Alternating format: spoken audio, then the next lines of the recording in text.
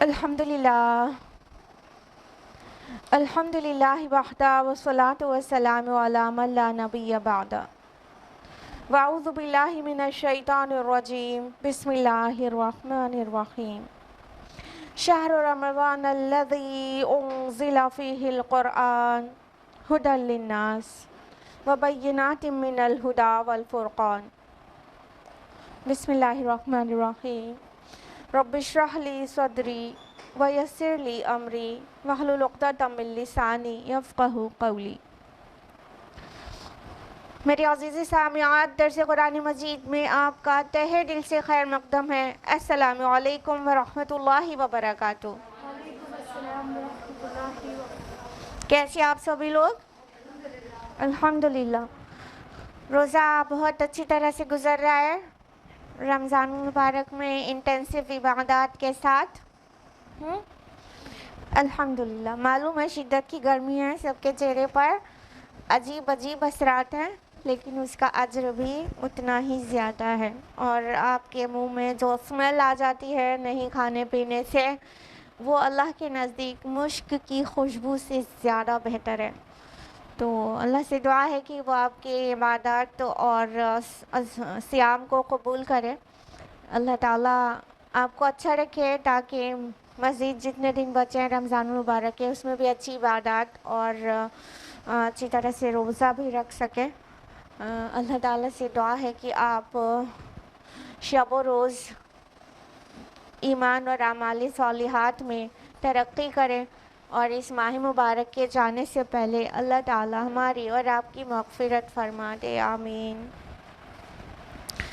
درس قرآن مجید میں سورہ انبیاء چل رہی تھی، رائٹ؟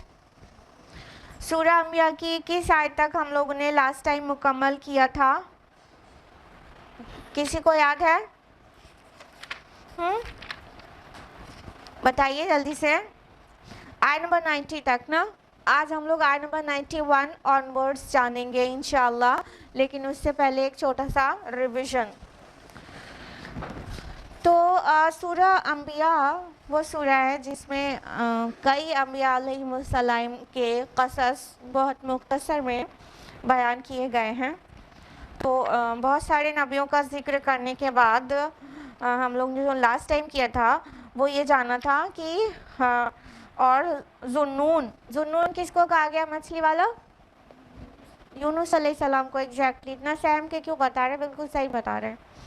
تو یونس علیہ السلام کے متعلق آیت نمبر 87 میں تھا کہ اور مچھلی والے کو بھی جب وہ غصے میں چل دیے تھے، اور پھر اس کے بعد کیا ہوا تھا اس کی تفصیلات ہم نے آپ کو بتائی تھی، اور جب انہوں نے تاریکیوں میں پکارا تھا اللہ تعالیٰ کو، اور وہ الفاظ کون سے ہیں؟ لا الہ الا انت سبحانک انی کنت من الظالمین۔ یہ آیت نمبر 87 ہے انبیاء کی، کہ انہوں نے ان الفاظ میں اللہ تعالیٰ کو پکارا تو اللہ تعالیٰ نے ان کی سنی اور ان کو مچھلی کے پیٹ سے باہر لا دیا۔ اور پھر آگے فرمایا کہ اللہ تعالیٰ اسی طرح دعائیں قبول کرتا ہے اور سب کی بھی، اور سارے اہل ایمان کی، اور ان کو غم سے نجات دیتے ہیں۔ آیت نمبر 89 میں ہے کہ زکریا علیہ السلام نے اللہ تعالیٰ کو پکارا اور کیا دعا کی تھی اپنی اولاد کے لیے؟ رب لا تذرنی فردا وانت خیر الوارثین، کہ اے پروردگار مجھے اکیلا نہ چھوڑ، بے شک تو سبھی وارثوں میں بہتر وارث ہے۔ تو اللہ تعالیٰ نے انہیں کون سا بیٹا نصیب کیا؟ یحییٰ علیہ السلام۔ تو آیت نمبر 90 میں ہے کہ اللہ تعالیٰ نے ان کی دعا قبول کی اور یحییٰ علیہ السلام انہیں نوازا، اور پھر تمام انبیاء کا اجمالی تذکرہ کر کے فرمایا کہ یہ سبھی نیک کاموں میں، اچھے کاموں میں، خیر کے کاموں میں رغبت کرتے تھے، اور اللہ تعالیٰ کو خوف اور امید کے ساتھ، شوق کے ساتھ پکارتے تھے، اور سبھی عاجزی کرنے والے، خشوع کرنے والے تھے۔ یہیں تک ہوا تھا لاسٹ ٹائم۔ ابھی ہم لوگ آیت نمبر 91 آن ورڈز جانیں گے۔ تو اب شروع کرتے ہیں۔ اعوذ باللہ من الشیطان الرجیم، بسم اللہ الرحمن الرحیم۔ آیت نمبر 91 ہے واللاتی احصنت فرجها आयत नंबर 91 है वल्लती अहसनत फरजहा, और वो खातून जिसने अपनी शर्मगाह को की हिफाजत की, फनफखना फीहा मिन रूहिना, तो हमने उसमें रूह फूंक दिया अपने पास से, वजअलनाहा वअबनहा आयतल लिल आलमीन, और हमने उसे और उसके बेटे को एक निशानी बना दिया तमाम जहां वालों के लिए। अब ये किस खातून की बात हो रही है बताइए? एग्जैक्टली, एवरीबॉडी नोज, हज़रत मरियम सलामुन अलैहा। अल्लाह सुब्हान तआला ने क्या फरमाया कि और वो खातून जिसने अपनी शर्मगाह की हिफाजत की। पहली बात तो ये बहुत बड़ी ब्लेसिंग की बात है हज़रत मरियम के लिए कि उनका ज़िक्र अंबिया अलैहिस्सलाम के साथ उनके बाद हो रहा है। मतलब तसलसल में जितने लोगों का ज़िक्र था वो सभी अंबिया हैं, और फिर उसके बाद अल्लाह ताला ने एक ख़ातून का ज़िक्र किया और वो हैं हज़रत मरियम सलामुन अलैहा।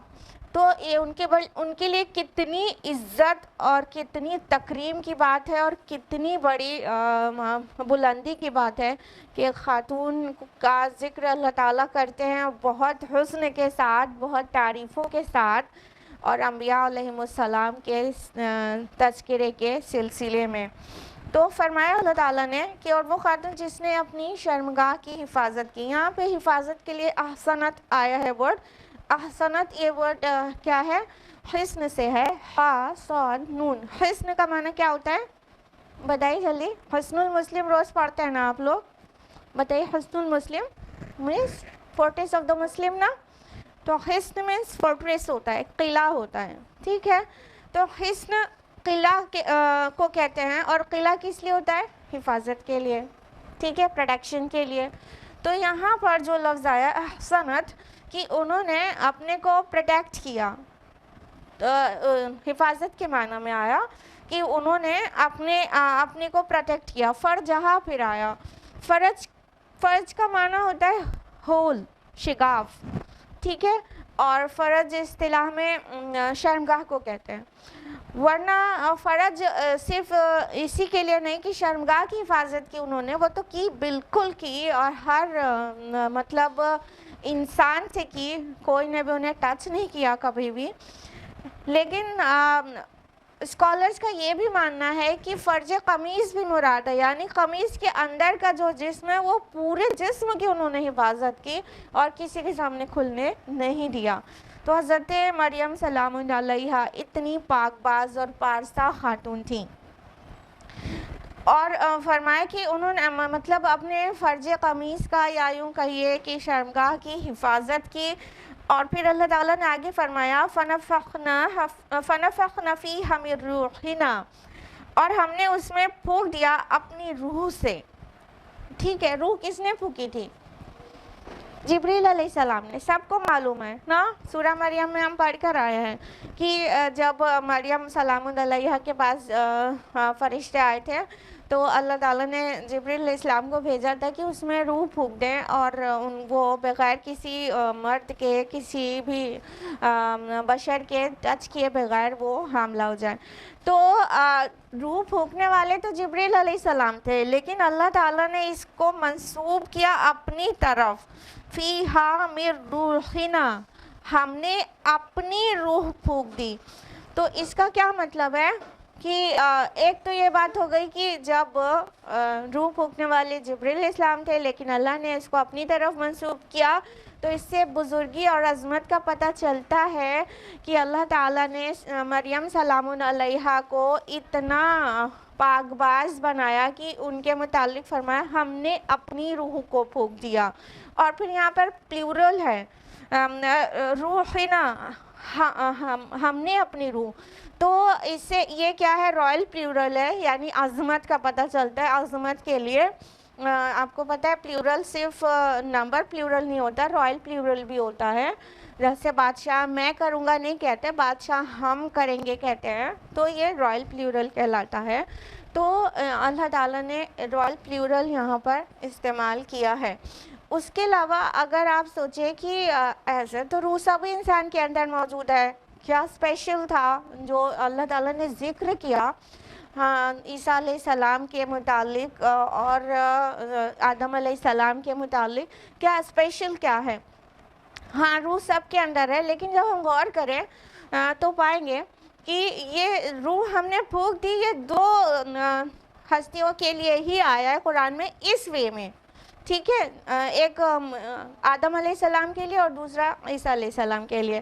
تو آدم علیہ السلام کے متعلق اللہ تعالیٰ نے فرمایا سورہ صعد سورہ نمبر 38 آیت نمبر 72 میں کہ جب اللہ تعالیٰ نے مٹی سے پتلا بنایا پھر اس کے بعد کہا کہ فَإِذَا سَوَّيْتُهُ وَنَفَخْتُ فِيهِ مِن رُوحِي فَقَعُوا لَهُ سَاجِدِينَ، جب میں اسے پورا بنا چکوں اور اس کے فائنل ٹچز دے دوں اور اس میں اپنی روح کو پھونک دوں، میں روح ہی اپنی روح پھونک دوں، فَقَعُوا لَهُ سَاجِدِينَ، تو تم سب اس کے آگے سجدے میں گر جانا۔ کس سے ایڈریس ہے؟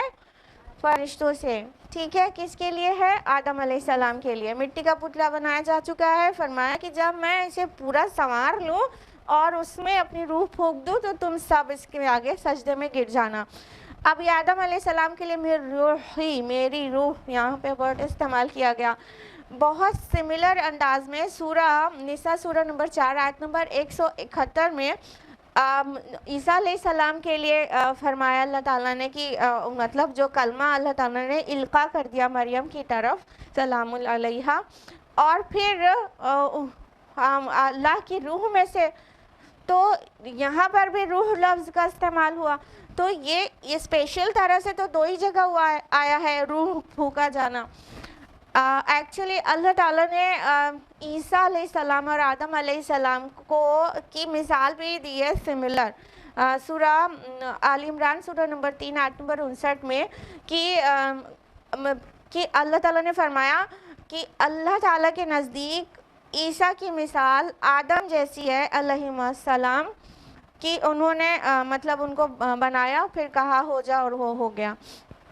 تو اللہ تعالیٰ آدم علیہ السلام کی مثال عیسیٰ علیہ السلام سے اور عیسیٰ علیہ السلام کی مثال آدم علیہ السلام سے دے رہے ہیں۔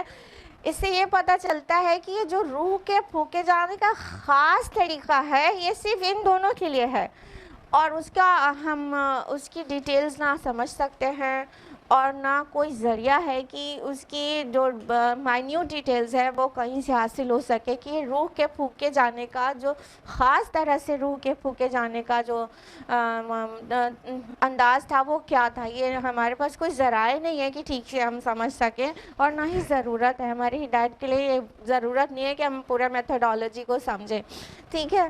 تو یہ خاص روح کا پھونکا جانا تو خیر یہ دو کے لیے تھا۔ ہاں ہر اولاد آدم میں ہر کے اندر اللہ تعالیٰ کی روح ہوتی ہے، لیکن اس کو ڈالے جانے کا جو انداز ہے وہ سم تھنگ ڈفرینٹ ہے، ان دو کی طرح نہیں ہے فار شیور، کیونکہ ان دونوں کا جو تذکرہ جس طرح سے ہوا وہ ڈفرینٹلی ہوا ہے، اور دونوں کا جو کریشن ہے وہ بھی آپ کو پتہ ہی ہے کہ ڈفرینٹلی ہوا ہے۔ سارے لوگ دنیا کے جتنے لوگ بھی پیدا ہوتے ہیں وہ مرد اور عورت کے ملنے سے پیدا ہوتے ہیں، ٹھیک ہے۔ ایک سپرم ایک اووم کے ساتھ فیوز کرتا ہے تو زائگوٹ بنتا ہے، پھر وہ فیٹس اور پھر ایمبریو بنتا ہے اور پھر ایک بیبی، ٹھیک۔ لیکن آدم علیہ السلام بنا والد اور والدہ کے پیدا ہوئے اور مسیح علیہ السلام بنا والد کے پیدا ہوئے، تو ان کا کریشن میراکولس تو ہے ہی، تو ان کے اندر روح بھی میراکولسلی پھونکی گئی ہے جس کی نوعیت اللہ تعالیٰ ہی جانتے ہیں۔ تو فرمایا اللہ تعالیٰ نے کہ فَنَفَخْنَا فِيهَا مِن رُوحِنَا، فیہا اس میں آیا یعنی مریم سلام علیہا میں، کہ اس میں اپنی روح کو پھونک دیا اللہ تعالیٰ نے، وَجَعَلْنَاهَا وَابْنَهَا آیَةً لِلْعَالَمِينَ، اور ہم نے بنایا اس کو اور اس کے بیٹے کو نشانی پورے عالم کے لیے، ساری دنیا کے لیے۔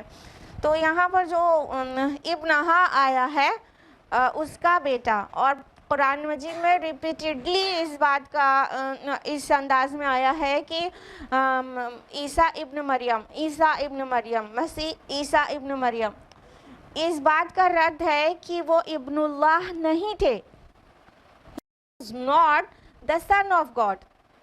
he was the son of Maryam सलामुन अलैहा, ना उनके बेटे थे।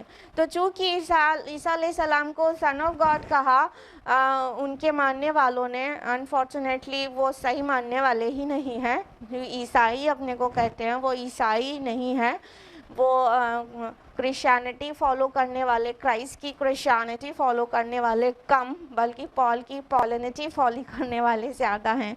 बहरहाल तो ये था उनका जो कहना था कि मतलब ईसा इब्नुल्लाह है, he is the begotten son of God. तो उसका रद्द करके कुरान ने इब्नहा यहाँ पे कहा है, उसका बेटा यानी मरियम सलामुन अलैहा। और रिपीटेडली कुरान में आया है कि ईसा इब्न मरियम, ईसा इब्न मरियम। और आप देखेंगे कि कुरान मजीद में कहीं पर भी किसी भी नबी का जिक्र उसके वालिद तक के नाम के साथ नहीं आया है। मतलब कहीं पे मतलब याकूब अलैहिस्सलाम का नाम इब्न इसहाक नहीं आया है, और ना ही इसहाक अलैहिस्सलाम का नाम कहीं पर इब्राहिम के इब्न करके कहीं नहीं आया, इब्न इब्राहिम। कहीं किसी नबी का नाम उसके वालिद तक के नाम के साथ कहीं नहीं आया। ये हज़रत मरियम सलामुन अलैहा की इज़्ज़त है, तकरीम है, एज़ाज़ है कि उनके बेटे का नाम हर जगह मसीह इब्न मरियम करके वालिदा के नाम के साथ जोड़कर आया है। हदीस में तो मिलेगा बहुत सारे सहाबा का नाम, अब उनका पूरा नाम ही होता था अपने फादर के नाम के साथ लगा के, लेकिन कुरान में कहीं नहीं है। कभी शायद नोटिस नहीं किया आप लोग ने, थोड़ा हैरान नज़र आ रहे हैं, कभी गौर करिएगा, कहीं पर भी किसी के भी वालिद के नाम के साथ किसी नबी का नाम नहीं आया है। नबी के नाम की बात कर रहे हैं। तो लेकिन हज़रत मरियम को ये इज़्ज़त और तकरीम मिली है कि अल्लाह ताला ने उनको उनके बेटे यानी एक नबी है, एक रसूल है, उस रसूल का जिक्र जहाँ कहीं कर रहे हैं उसकी माँ के नाम के साथ कर रहे हैं। कहा कि हमने बनाया उनको, इन दोनों को निशानी, वबनहा वजअलनाहा वबनहा, और उसको बनाया यानी हज़रत मरियम को, वबनहा और उनके बेटों को, आयतल लिल आलमीन तमाम जहां वालों के लिए निशानी। यानी ना सिर्फ मसीह अलैहिस्सलाम अल्लाह ताला की एक निशानी थे, आया थे, साइन थे, बल्कि हज़रत मरियम भी निशानी थी और कई एस्पेक्ट से निशानी थी। सबसे पहले तो वो याद करिए जो हम लोग सूरह आल इमरान में जिस तरह तसलसल से आता है ज़करिया अलैहिस्सलाम और हज़रत मरियम के मुतालिक, सूरह आल इमरान सूरह नंबर 3 आयत नंबर 37 में, कि जब वो आते हैं ज़करिया अलैहिस्सलाम, उनकी किफ़ालत में मरियम सलाम अलैहा को दे दिया गया था। वो जब भी मेहराब में आते थे तो उनके पास खाना पाते थे, कुछ ख़ास खाने रखे होते थे। तो उन्होंने जब पूछा हज़रत मरियम से, क़ाल या मरियम अन्ना लकी हाज़ा, कि उन्होंने पूछा ए मरियम ये तुम्हारे पास कहाँ से आता है? क़ालत, उन्होंने कहा हुआ मिन इंदिल्लाह, ये अल्लाह के पास से आता है। इन्नल्लाह यर्ज़ुक़ु लिमन यशाअु बिग़ैरि हिसाब, अल्लाह जिसे चाहे बेहिसाब रिज़्क़ देता है। सुभान अल्लाह। क्या फरमाया कि ये अल्लाह के पास से आता है, यानी एक नबी है। हज़रत मरियम कोई नबिया तो नहीं, नबिया जैसा कोई कॉन्सेप्ट नहीं इस्लाम में। हज़रत मरियम है, उनके मतलब रिश्ते में खालू थे ज़करिया अलैहिस्सलाम और उस्ताद और कफ़ील, ठीक। वो जब भी मेहराब में, जब भी इबादत गाह में आते थे हज़रत मरियम के पास, तो कुछ खाना रखा हुआ देखते थे जो कुछ स्पेशल होता होगा, जिसको देख के उन्हें हैरानी होती होगी ये कहाँ से आया है इसके पास। तो जब उन्होंने पूछा ये कहाँ से आया है, तो उन्होंने कहा ये अल्लाह के पास से आता है और अल्लाह जिसे चाहे बेहिसाब रिज़्क़ देता है। आयत हो गई कि नहीं अल्लाह की तरफ से, एक निशानी हो गई कि नहीं। हज़रत मरियम अल्लाह ताला उन्हें फ़ीड करता था, मिरेक्युलसली फ़ीड करता था, और उनके पास जो फूड आते थे वो अल्लाह बेहतर जाने वो किस तरह मिरेक्युलसली आते थे, ठीक है। तो हज़रत मरियम भी अल्लाह ताला की एक निशानी थी। और हज़रत मसीह अलैहिस्सलाम तो कोई शक ही शुबा नहीं है, कोई कन्फ्यूजन ही नहीं है कि वो अल्लाह की निशानी थे, क्योंकि वो उनकी पैदाइश बिना मेल इंटरवेंशन के हुई थी। تو وہ بنا والد کے پیدا ہوئے تھے، وہ بھی نشانی ہے۔ لیکن یہاں پہ جو انداز ہے دیکھیے کہ وَجَعَلْنَاهَا اور بنایا اسے، وَابْنَهَا اور اس کے بیٹے کو، ان دونوں کو، پھر کہہ دیا گا آیَةً لِلْعَالَمِينَ، نشانی تمام عالم کے لیے۔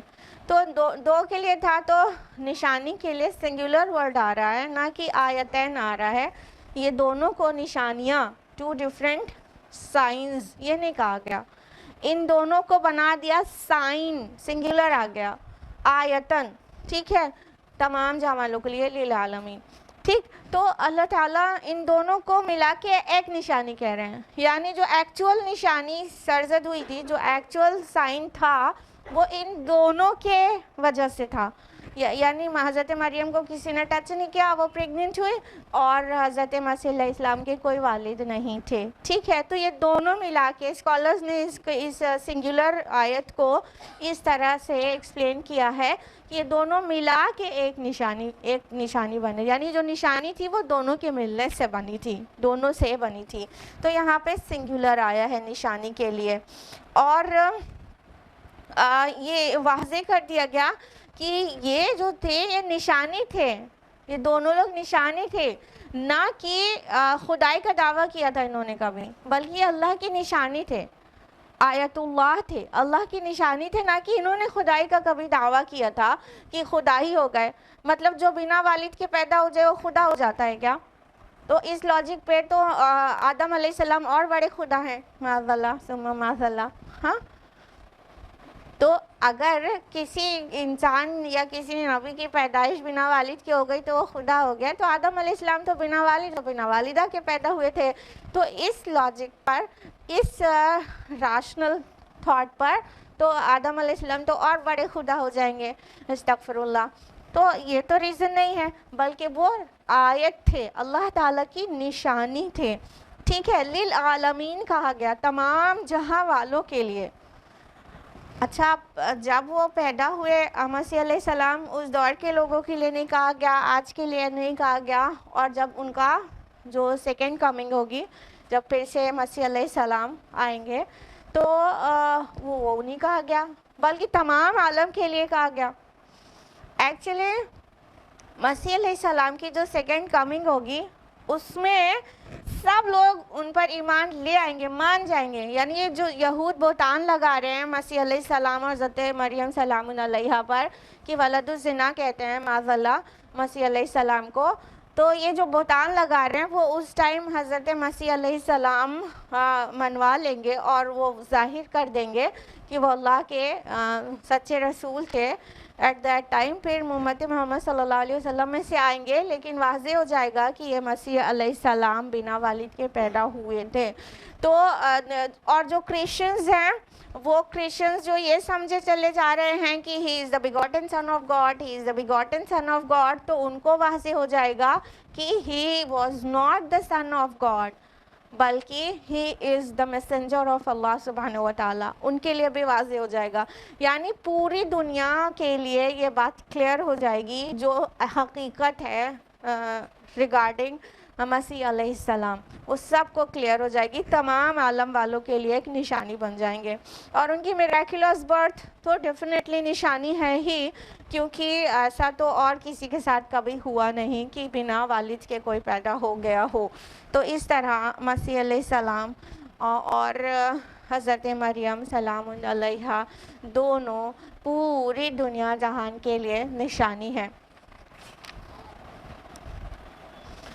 آیت نمبر 92، ان هذه امتکم امۃ واحدہ، یقیناً یہ تمہاری امت ایک ہی امت ہے، وانا ربکم فاعبدون، اور میں ہی تم سب کا رب ہوں، لہٰذا تم میری ہی بندگی کرو۔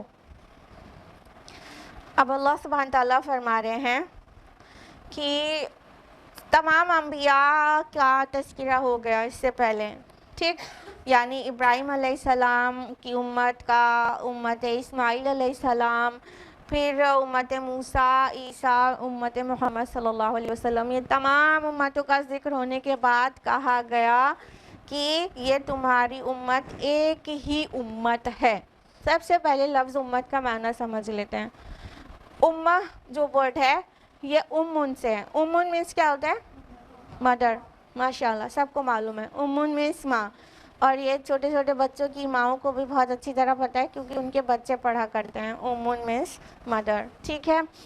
तो उम्मुन मीन्स माँ होती है, और उम्मा एक गिरोह को कहते हैं जिसकी जड़, बुनियाद या कोई एक चीज़ कॉमन हो, जिस चीज़ से वो बंधे हुए हों, जिनकी असल एक हो, एक थॉट के लोग या एक रंग के या एक नस्ल के या एक ज़ुबान के, इट डिपेंड्स। किसी भी चीज़, जो चीज़ कोई एक कॉमन होगी किसी ग्रुप ऑफ पीपल में, कोई कॉमन चीज़, एक्सिस उनकी एक हो और वो ग्रुप हो, उस ग्रुप को, उस गिरोह को उम्मा कहते हैं। उम्मा, क्योंकि देखिए उम्मुन मदर को कहते हैं ना, तो जो बच्चे होते हैं माँ से, उनकी माँ कॉमन होती है ना, तो वो मतलब उनके दरमियान कॉमनैलिटी क्या है? उम्मुन है, मदर है, उनकी बुनियाद एक है, जहाँ से वो आए हैं वो एक है, ठीक। इसी तरह उम्मा एक तरह के लोगों को कहते हैं, चाहे वो किसी बुनियाद पर एक हों, ठीक। तो सबसे पहले तो हमें ये समझना चाहिए कि हमारी बुनियाद एक है, हम उम्मा हैं, तो हमें तफरीक़ में नहीं पढ़ना चाहिए, फ़िरक़ों में नहीं बँटना चाहिए, क्योंकि हमारी बुनियाद एक, हमारी असल एक, हमारा अल्लाह एक, हमारा रसूल एक, हमारी किताब एक। अब उसमें गुंजाइश रह गई डिवाइड होने की? बिल्कुल भी नहीं। तो अल्लाह ताला ने फरमाया इन्ना हाज़िही उम्मतुकुम उम्मतुन वाहिदा, ये जो तुम्हारी उम्मत है ना, ये एक ही उम्मत है। कहने का मतलब, अभी लग रहा है ना क्रिश्चियनिटी ये दूसरी उम्मत है, मसीह अलैहिस्सलाम की उम्मत है, हाँ, ये जुडाइज़म ये उनकी मूसा अलैहिस्सलाम की उम्मत है, और ये मुसलमान ये उम्मत मोहम्मद हैं सल्लल्लाहु अलैहि वसल्लम, और मुख्तलिफ़ अम्बिया की मुख्तलिफ़ उम्मतें यानी उनके कौमें। तो ऐसा लग रहा है डिफरेंट है। अल्लाह ताला ने किसी को डिफरेंट नहीं बनाया था, अल्लाह ताला ने मुख्तलिफ़ नेशंस नहीं बनाए थे, अल्लाह ताला ने मुख्तलिफ़ उम्मा नहीं बनाई थी, बल्कि अल्लाह ने तो एक ही उम्मत बनाई थी, और वो है दीन इस्लाम। दीन इस्लाम के फॉलोवर्स सारे उम्मत की हैसियत रखते हैं, ठीक है। तो अल्लाह ताला ने तो सिर्फ एक ही दिन बनाया था, सिर्फ और सिर्फ एक ही दिन, लेकिन ये लोग हैं जिन्होंने तफरीक डाली। उम्मा को कुर्तुबी और बैज़ावी रहमहुल्लाह ये कहते हैं कि उम्मा से मुराद यहाँ दीन इस्लाम है, और उम्मतुन वाहिदा जो बाद में लफ्ज़ आया उम्मत वाहिदा, उसको बाज़ कहते हैं इससे मुराद अक़ीदा तौहीद है, और बाज़ कहते हैं तरीक़ा अंबिया है। यानी ये जो दीन इस्लाम है ना, वो एक ही उम्मत था, यानी ये एक उम्मत था किस बिहाफ पर? तौहीद पर। सबको एक अल्लाह की इबादत करने के लिए बुलाया गया था, सबको, आदम से लेके मोहम्मद तक सल्लल्लाहु अलैहि वसल्लम, सबको एक ही अल्लाह की इबादत की तरफ बुलाया गया था। ये आयत का दूसरा फ़िक्रा भी वाज़े कर रहा है, व अना रब्बुकुम फ़अबुदून, मैं ही तुम्हारा रब हूँ, बस तुम मेरी ही इबादत करो। ये वाज़े कर दिया गया था कि तुम्हारा रब मैं ही हूँ, यानी अल्लाह ताला ही रब है। यानी जितने नबी जितने रसूल आए उन्होंने मुख्तलिफ़ टीचिंग्स नहीं दिए, उनकी बुनियादी जो तालीमात थी, फंडामेंटल टीचिंग, वो बिल्कुल सेम थी कि अल्लाह एक है, उसी की इबादत करो, मैं अल्लाह का रसूल हूँ, मेरी इताअत करो, और तुम जो कुछ कर रहे हो इसका तुम्हें हिसाब किताब देना है, रोज़े आखिरत तुम्हें इसका हिसाब देना है, और तुम मरोगे और ज़िंदा होगे और तुम्हारा हिसाब लिया जाएगा। ये बुनियादी तालीमात बिल्कुल सेम थी, कभी किसी भी उम्मत की जो फंडामेंटल टीचिंग्स हैं वो डिफरेंट नहीं रही हैं, वो सेम ही रही है। और शरीयत थोड़ी थोड़ी अलग रही है, लॉ कॉन्स्टिट्यूशन थोड़ा थोड़ा अलग रहा है, लेकिन जो फंडामेंटल टीचिंग्स हैं वो सब की एक ही थी। सूरह बकरा की आयत नंबर 213 में अल्लाह ताला ने फरमाया कानन नास उम्मतन वाहिदा, पहले लोग सिर्फ एक ही उम्मत थे, एक ही गिरोह थे, यानी पहले फॉलो भी वहीं से करना शुरू हुआ था ना, एक ही वे, एक ही रास्ता, एक ही दीन, एक ही अंदाज, लेकिन फिर बाद में पगडंडियाँ निकाल ली लोगों ने उस توحید کے صراط مستقیم سے ادھر ادھر ادھر ادھر پگڈنڈیاں نکال لی اور گروہ گروہ ہو گئے، جبکہ اللہ تعالیٰ نے کیا کہا تھا، وَأَنَا رَبُّكُمْ فَاعْبُدُونَ، میں ہی تمہارا رب ہوں، بس تم میری ہی عبادت کرو۔ تو اگر توحید پر عمل کیا جائے گا، توحید کا بلیف ہوگا، اللہ کو ایک مانا جائے گا، تو ایسے ہی سب یونائٹ ہو گئے نا۔ کسی بھی چیز سے اگر ہم یونائٹ ہوتے ہیں تو یہ تو یونائٹ ہونے کی سب سے بڑی بنیاد ہے ہمارے اور ساری دنیا کے لوگوں کے درمیان کہ ہمارا رب ایک ہے، ہمارا کریٹر ایک ہے، ہمارا چیریشر اور سسٹینر ایک ہے، وہی جو میرا رب وہی تمہارا رب، تو ہو گئے نا، ایک ہو گئے نا۔ تو اس بنیاد پر بہت آرام سے سارے لوگ ایک ہو سکتے ہیں اور ایک ہی اسی دین کو دے کر بھیجا ہی گیا تھا۔ لیکن لوگوں نے کیا کیا، آیت نمبر 93، وَتَقَطَّعُوا أَمْرَهُمْ بَيْنَهُمْ، اور انہوں نے اپنے معاملے کو آپس میں ٹکڑے ٹکڑے کر لیا۔ کُلٌّ إِلَيْنَا رَاجِعُونَ، یہ سب کے سب ہماری ہی طرف لوٹ کر آنے والے ہیں۔ اب دیکھیے جو گڑبڑ ہوئی ہے، کہنے کا مطلب یہ جو ڈیوائیڈ ہوئے ہیں یہ اللہ تعالیٰ نے ڈیوائیڈ نہیں کیا، یعنی ایک رسول کو کچھ تعلیم دے کر بھیجا تو دوسرے رسول کو کچھ، جیسا کہ دنیا کا مغالطہ ہے، مفروضہ ہے کہ سارا فساد رسولوں کے ماننے سے ہوتا ہے، معاذ اللہ، کہ الگ الگ رسول کو کے فالوور الگ الگ ہو جاتے ہیں، اس طرح ڈیوائیڈ ہو جاتے ہیں، تو سارا فساد جو ہے رسالت پر ایمان رکھنے سے، معاذ اللہ ثم معاذ اللہ، بالکل غلط۔ اللہ تعالیٰ نے تمام رسولوں کو ایک ہی ٹیچنگز دے کر بیسک بھیجا تھا، لیکن کیا ہوا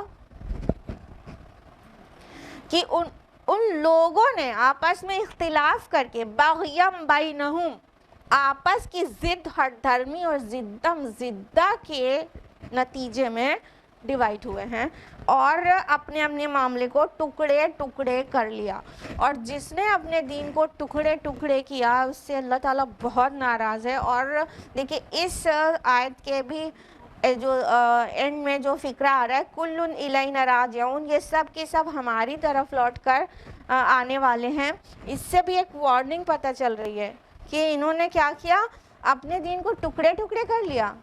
کوئی بات نہیں، ہماری طرف لوٹ کر آنے والے ہیں، پھر ہم بتا دیں گے اس حرکت کا جو مزہ ہے وہ انہیں چکھا دیں گے۔ یہاں پہ بھی وارننگ پتہ چل رہی ہے، اور قرآن حکیم میں مختلف مقامات پر تفرقہ پھیلانے سے، ٹکڑے ٹکڑے کرنے کے دین کو کرنے سے اللہ تعالیٰ نے بہت ناراضگی کا اظہار کیا ہے۔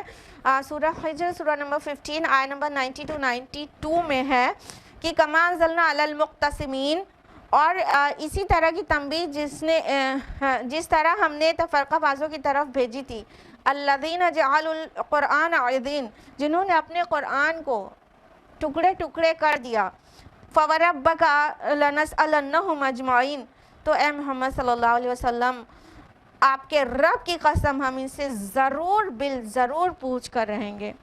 کتنا ناراضگی اور غصے والا انداز ہے۔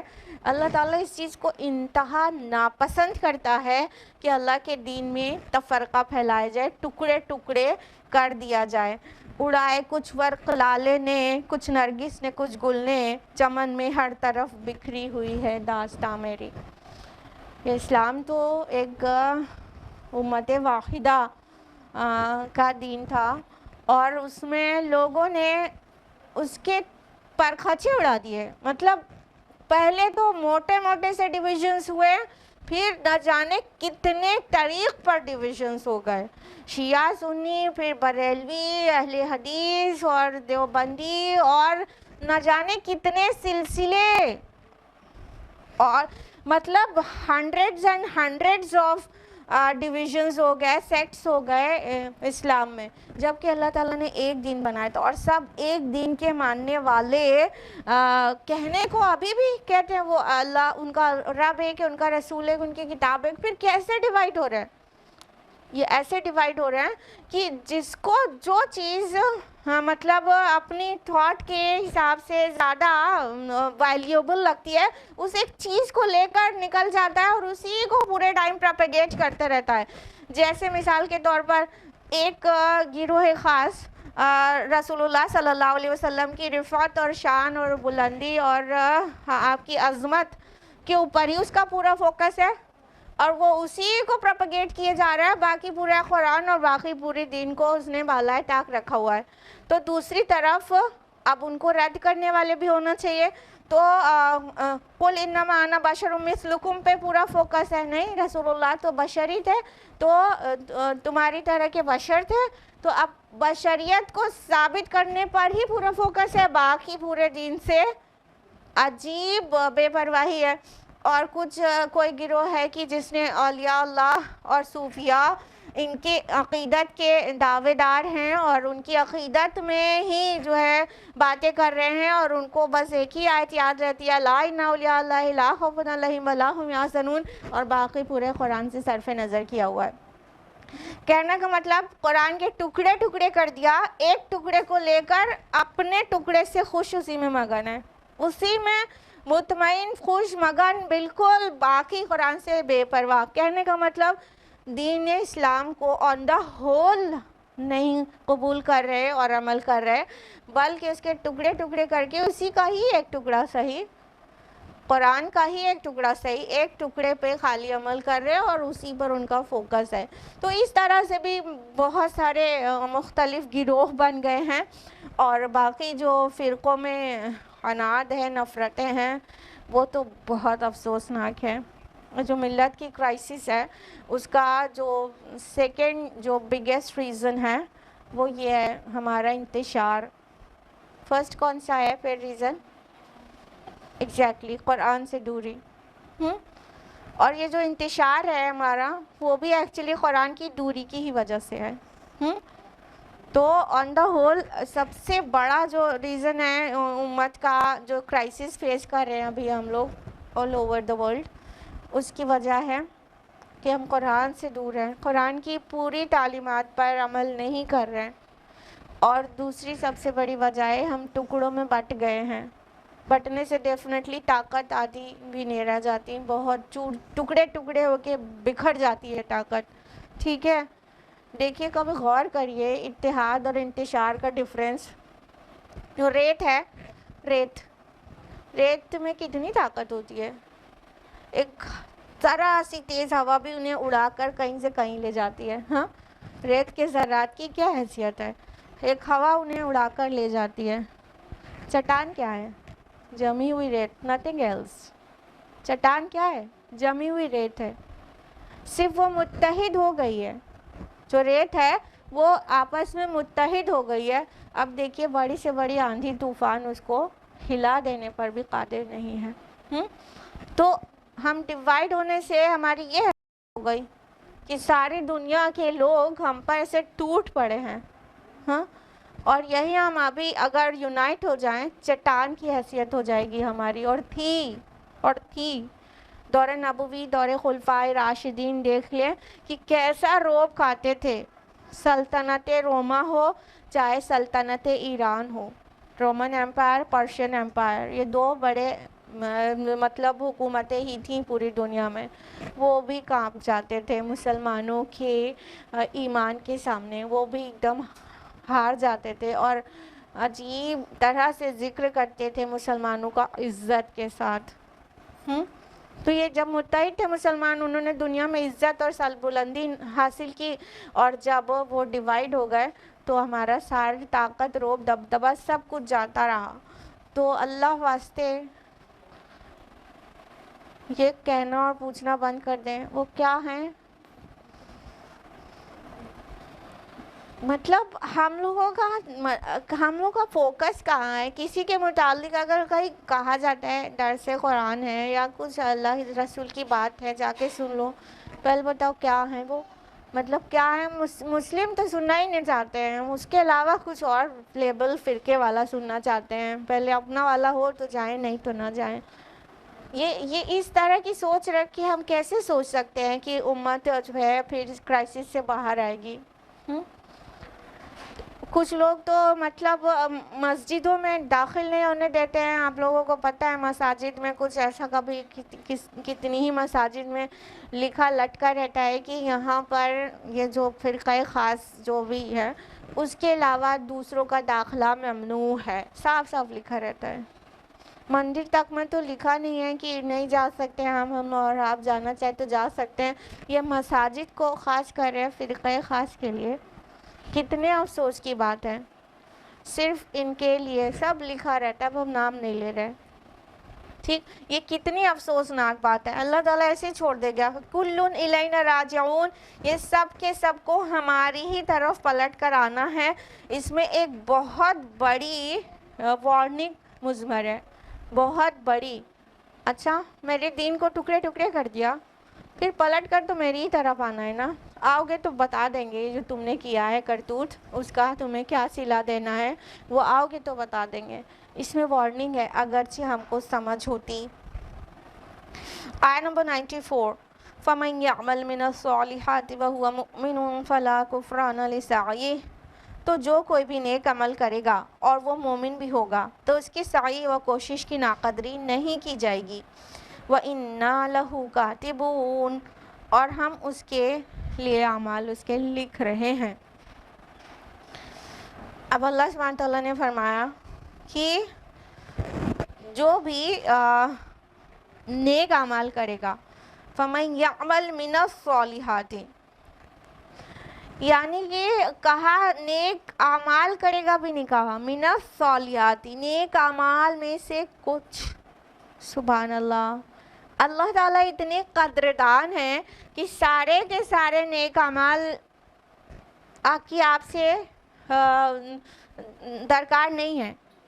نیک اعمال میں سے کچھ بھی ہوگا تمہاری جھولی میں، بشرطے کہ ایمان ہو، وَهُوَ مُؤْمِنٌ، اور بشرطے کہ وہ مومن ہو، تو فلا کفران لسعیہ، تو اس کی جو کوشش ہے، اس کے جو ایفورٹس ہیں، اس کے جو تگ و دو ہے، اس کی ناقدری نہیں کی جائے گی۔ اللہ تعالیٰ الشکور ہے، قدردان ہے، وہ ایکنالج کرتا ہے ہمارے ایفورٹس کو اور ویلیو بھی کرتا ہے، ناقدری نہیں کرتا۔ کوئی بھی اچھا کام ہو، چھوٹے سے چھوٹی نیکی ہو، راستے سے کوئی کانٹے والی چیز کو یا پتھر کو ہٹا کر کنارے کر دیا، اتنی چھوٹی سی بھی نیکی ہو تو روز آخرت ہم پائیں گے اس کو اپنے نامہ اعمال میں لکھا ہوا، اس کی قدر کرتے ہیں اللہ تعالیٰ۔ اور دیکھیے من الصالحات لکھا ہے، صالحات میں سے کچھ، یعنی سارے کے سارے نیک کام آپ کر لو اور کوئی ایک بھی غلطی گناہ نہ ہو، ایسا نہیں ہو سکتا۔ کچھ بھی نیک اعمال ہوں گے تمہاری جھولی میں ایمان کے ساتھ، تو اللہ تعالیٰ اس کی قدر کرے گا، اس کو ویلیو کرے گا، اس کو آلویز ایکنالج کرتا ہے اللہ تعالیٰ، کہ ناقدری نہیں کی جائے گی جو بھی تم اچھے کام کرو گے۔ یہ جو آیا ہے سعی، سعی کس چیز کو کہتے ہیں؟ دوڑ بھاگ کو، کوشش کو، ایفورٹس کو، تگ و دو کو، کسی چیز کے لیے کچھ ایفورٹس کرنا، بھاگ دوڑ کرنا۔ تو تم نے جو بھی بھاگ دوڑ کی ہوگی، جو بھی کوشش کی ہوگی نیک کام کرنے کے لیے، صالحات میں سے، اچھائی میں سے، تو اللہ تعالیٰ اس کو ایکنالج کریں گے اور اس کا اجر دیں گے تم کو۔ اس طرح کی آیت قرآن مجید میں اور بھی مقامات پر ہے، جیسا کہ سورہ نساء سورہ نمبر 4 آیت نمبر 124، وَمَنْ يَعْمَلْ مِنَ الصَّالِحَاتِ مِنْ ذَكَرٍ أَوْ أُنْثَىٰ وَهُوَ مُؤْمِنٌ فَأُولَٰئِكَ يَدْخُلُونَ الْجَنَّةَ وَلَا يُظْلَمُونَ نَقِيرًا۔ جو بھی نیک عمل کرے گا، مرد ہو یا عورت، یہاں پہ اور ڈیٹیل میں ہے، مرد ہو یا عورت، بشرطے کہ وہ مومن ہو، تو ایسے سبھی لوگوں کو اللہ تعالیٰ جنت میں داخل کریں گے اور ان کا ذرہ برابر حق ضائع نہ کیا جائے گا۔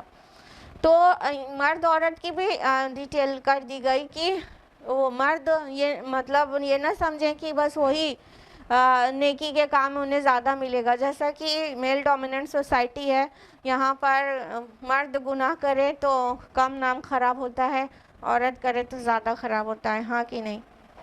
ہاں کہ نہیں؟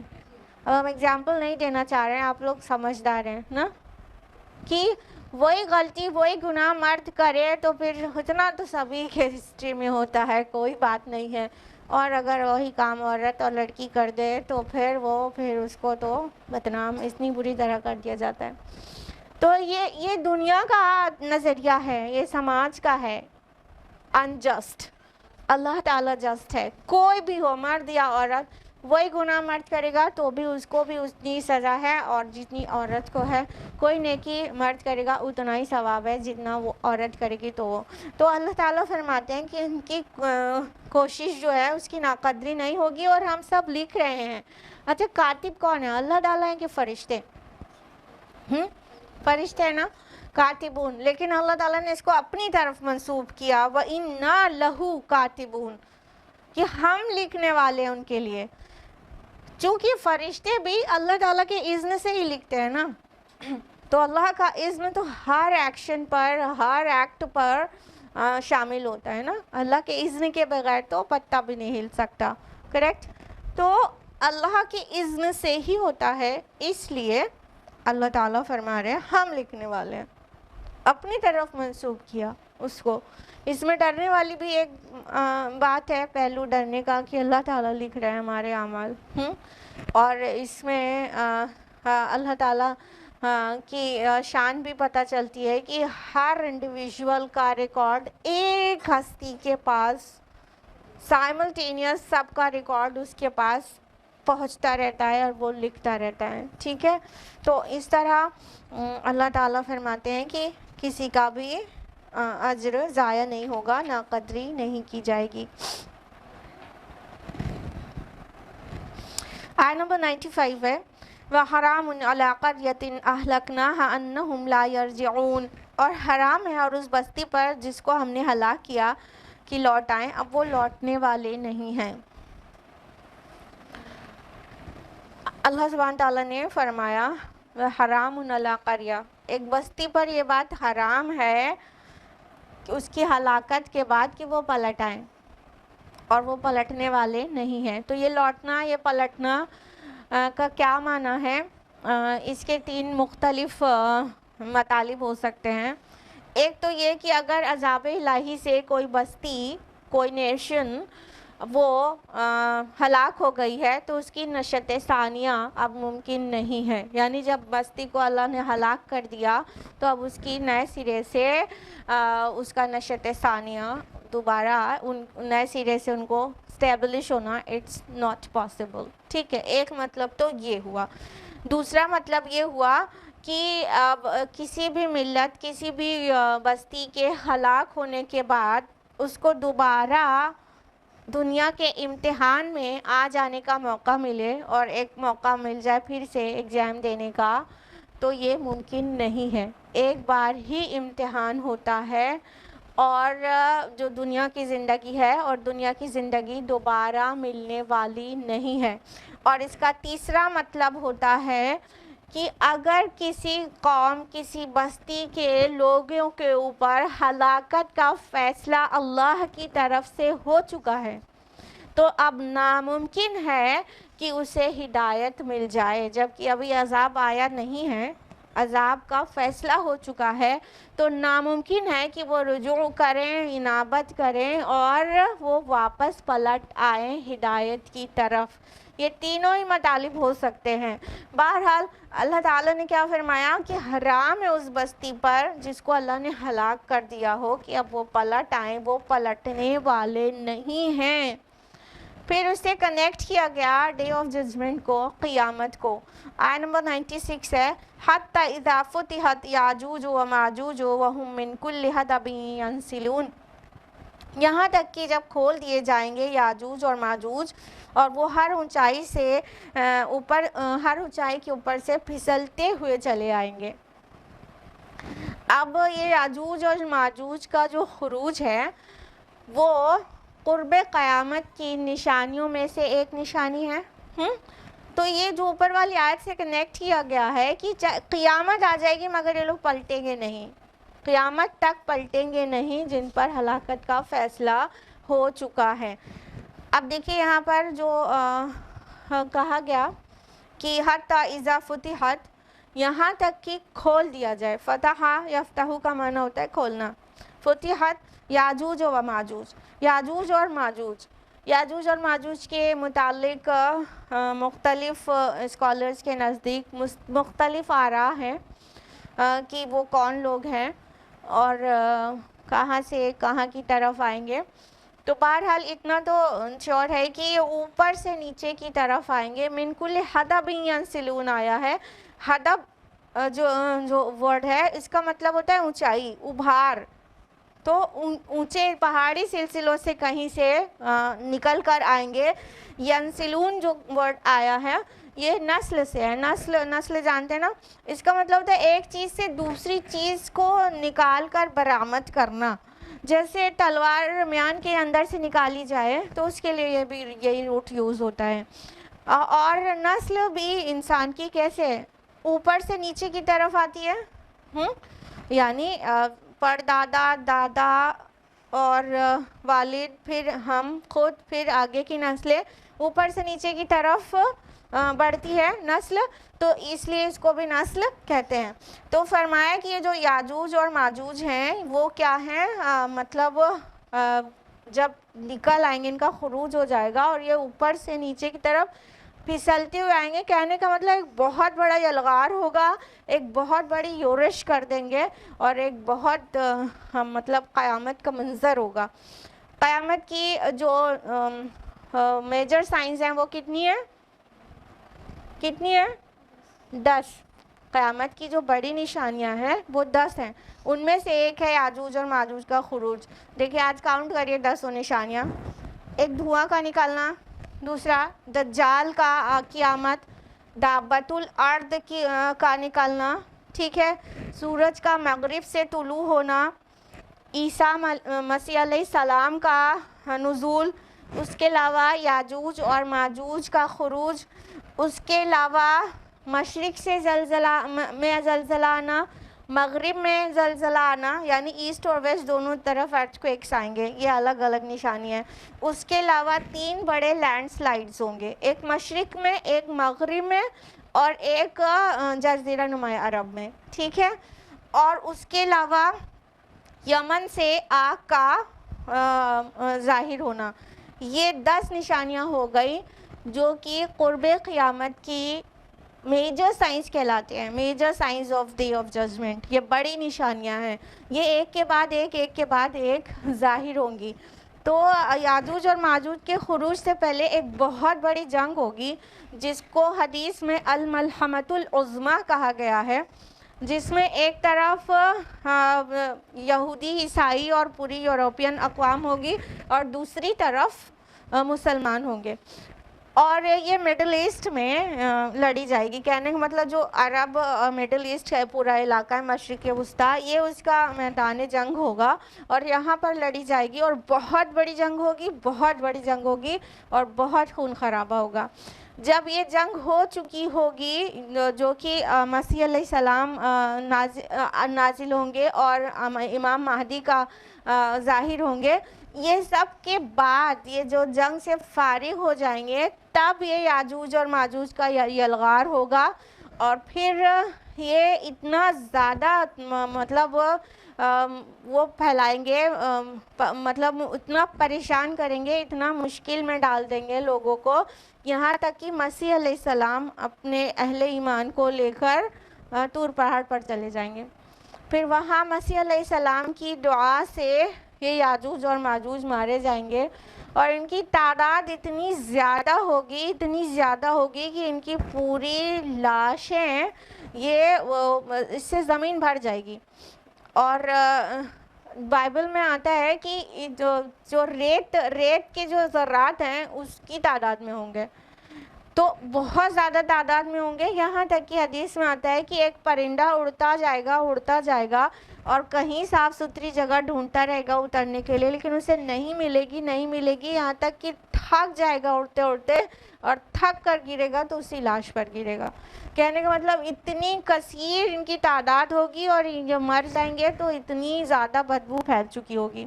پھر مسیح علیہ السلام اللہ تعالیٰ سے دعا کریں گے تو اللہ تعالیٰ کی طرف سے بہت بڑے بڑے پرندے بھیجے جائیں گے, جو پرندے ایک سب لاش کو اٹھا کے سمندر میں پھینک دیں گے. پھر ایک بہت بڑی بارش ہوگی جس سے زمین دھل کر پاک ہو جائے گی اور اس میں جو انفیکشن اور جو بدبو تھی وہ دور ہو جائے گی, اور اس طرح سے دنیا کو یاجوج ماجوج سے نجات مل پائے گی. تو اس طرح یہ قرب قیامت کی نشانیوں میں سے ایک نشانی ہے یاجوج ماجوج کا خروج، اور یہ چونکہ کہا جا رہا ہے اونچائی سے پھسلتے ہوئے یلغار کریں گے، تو کہنے کا مطلب ہے کہ یہ جو پہاڑی علاقے ہیں مڈل ایشیا اور جو ہمالیہ اور مڈل ایشیا کے پہاڑی علاقے ہیں اس طرف سے ہوتے ہوئے نارتھ کی طرف سے یہ انڈو چائنا اور چائنا سے ہوتے ہوئے اونچائی سے نیچائی کی طرف یعنی ساؤتھ کی طرف یلغار کریں گے. تو ان کی جو یلغار ہوگی وہ بہت زیادہ خوفناک اور خریز ہوگی.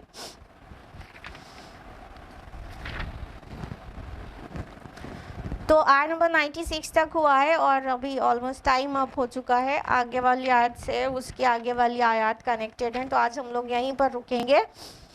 اللہ تعالیٰ سے دعا ہے کہ وہ ہم سب کو قرآن مجید پڑھنے، سمجھنے، غور و فکر کرنے اور عمل کرنے کی توفیق عطا فرمائے.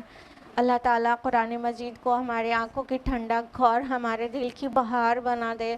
اللہ تعالیٰ اس کلام کے ذریعے ہماری دنیاوی زندگی ہدایت سے روشناس کر دے، ہدایت سے بھر دے، اور ہماری اخروی زندگی اس سے باعزت اور باتکریم ہو جائے. آمین یا رب العالمین. السلام علیکم ورحمۃ اللہ وبرکاتہ.